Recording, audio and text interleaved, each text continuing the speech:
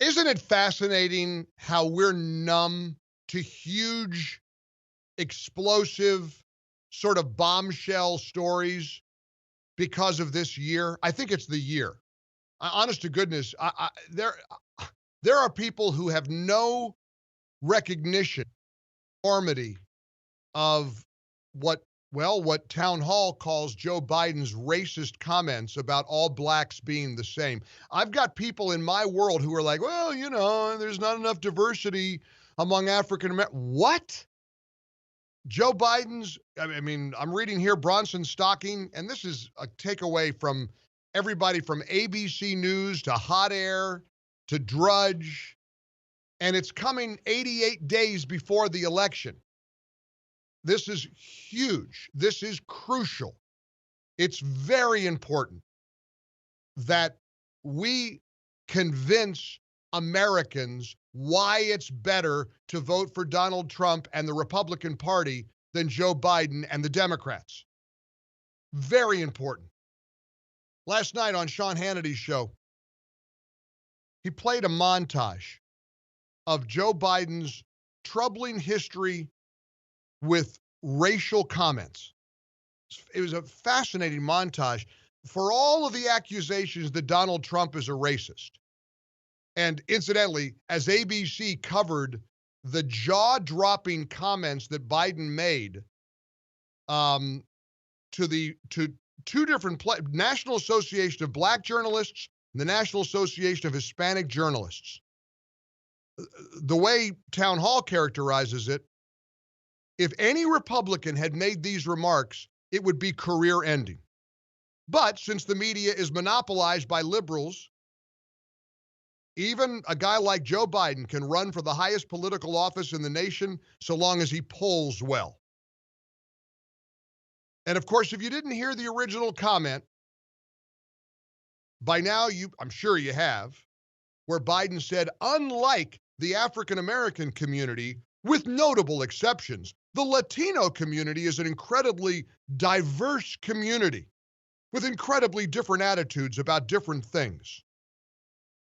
Well, clearly, Joe Biden believes Latinos have diversity of thought and opinion, but African Americans all think the same.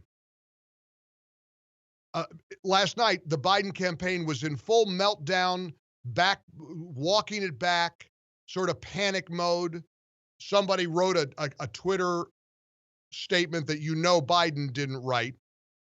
Well, I didn't mean, I wasn't trying to say that blacks think as a monolith. I wasn't saying that at all. No, not me. The pushback has been enormous. And the political world is really rocked by this because it's coming at a time where Biden's lead nationally is dropping. Trump's numbers are surging, and there's a lot of good data today. Coronavirus nationally, deaths, infections, and positivity rate all declining nationally. Jobs, pretty good news released earlier today.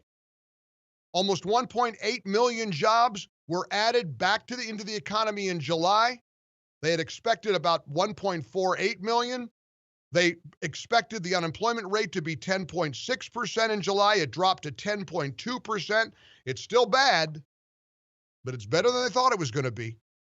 Last night on Sean Hannity's show on Fox News, there was a montage of Joe Biden's very disturbing remarks he has made over race.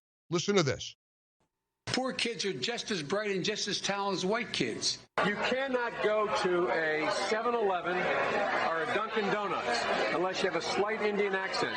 I'm not joking. What kind of a chance would a northeastern liberal like Joe Biden stand in the South? Better than anybody else. And you don't know my state. My state was a slave state. My state is a border state. My state is the 8th largest black population in the country. You got the first sort of mainstream African American who is articulate and bright and clean and a nice looking guy. I mean, that's a storybook. They're going to put you all back in chains. It's a long way until November. We got more questions You got more questions, but I tell you, if you have a problem figuring out whether you're for me or Trump, then you ain't black. Now, this week, after he chided the CBS reporter as being a possible junkie, and I want you to picture the reaction to Donald Trump asking a black reporter if you're a junkie or not. Something after the reporter asked Biden about taking a cognitive test. Then came and again, if you don't realize how enormous this is, you're just numb to this brutal year we've experienced. If you start going into some kind of exercise about, well, there aren't enough black conservatives, are you kidding? Here's what he said. Here's cut 11. I want you to hear what started all of this. And again, this is talking to Black and Latino journalists over, of course, from his basement over Zoom or Skype. Listen to this. What you all know, but most people don't know, unlike the African-American community, with notable exceptions, the Latino community is an incredibly diverse community with incredibly different attitudes about different things. This is a very big deal. And it is, you talk about an October surprise. In many ways, this is the August surprise, because this is going to impact African-American voters in America. I was reading an article a couple of weeks ago, USA Today. Young black voters say they aren't enthusiastic about a Joe Biden presidency. Across the country, young people who are protesting systemic racism, calling on political leaders to reallocate funding from local police. A lot of young black voters are critical of Joe Biden because he does not come flat out and support the entire abolition or defunding of police, the abolishment of the police. He's talked about sort of diverting funds, but he knows he can't do that and even stand a chance. The vast majority of Americans don't want police defunded. 80+% of black Americans, according to recent polling, want the same or stronger police presence in their neighborhoods. So don't take your eye off the ball. We're 88 days away from this crucial election. The country hangs in the balance. We better start playing hardball. We better start realizing where the stakes are. We have to understand that the media would be crucifying Donald Trump for describing Barack Obama as clean and articulate, a clean, articulate African-American, the way Biden has. The media would be crucifying Donald Trump if he said Latinos have diversity of thought and opinion, but blacks don't. The media would be crucifying a guy who said, if you don't vote for me, you ain't black. And listen, I started my day with a spirited debate with a friend of mine who is an honorable guy. There's a lot of honorable people who take the high road on things. You take the high road, you'll ride the high road right into a big defeat on November 3rd, and you're going to say, what happened here? How did we lose this election? We better roll up our sleeves and we better fight.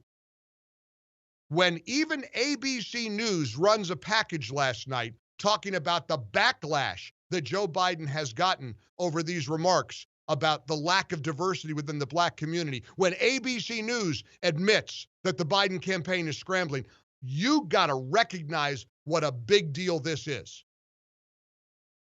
And it's time. We don't have time to pussyfoot around here. Stakes are too high. And I am feeling so good about where this country is going to go, despite what we've been through. And we have been through a lot.